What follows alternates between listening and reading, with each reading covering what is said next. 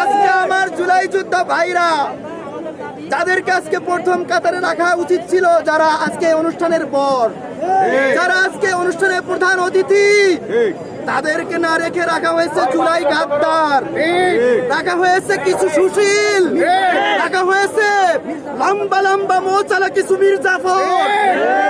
আমরা এদেরকে ঘৃণা করি, যাদেরকে আমরা আন্দোলনে পাইনি। আমি একজন জুলাই যোদ্ধা, যাদেরকে আমরা কখনো সাথে পাইনি, যারা আমাদেরকে কখনো কোনো কথা দিয়ে সহযোগিতা করেনি, তারা আজ হয়েছে প্রধান অতিথি। যাদের জন্য লজ্জার। আমরা চাই এটার আইনি স্বীকৃতি হোক। জুলাইকে শুধুমাত্র পাথরে এবং কাগজে কলমে সীমাবদ্ধ না রেখে এটার বাস্তবায়ন হোক। 18 কোটি জনতা এই জুলাইয়ের সুফল ভোগ করুক, বৈষম্য দূর হোক।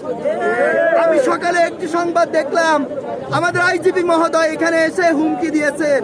আইজিপি মহোদয়ের কাছে আমার প্রশ্ন, আপনার এখানে যে আইজির জন্য একটি ব্যাজ পরিধান করেছেন, ওই ব্যাজটা ওটা ব্যাজ নয়, ওটা শহীদের রক্ত, শহীদ আবু সাইদের রক্ত, শহীদ মুগ্ধের রক্ত, শহীদ ওয়াসিমের রক্ত। যদি আমার ভাই আজকে রক্ত না দিত, আপনি আইজিপি হতে পারতেন না। আমার ভাই যদি রক্ত না দিত, আপনার এখানে তলোয়ার র্যাঙ্ক উঠতো না, আপনার জেনারেল র্যাঙ্ক উঠতো না।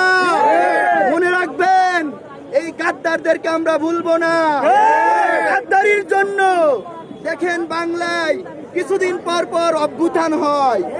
এই অভ্যুত্থানে আর কতবার আমার ভাইরা রক্ত দিবে? জুলাই এরশাদ গাদ্দারি করলো, স্বৈরাচার হলো।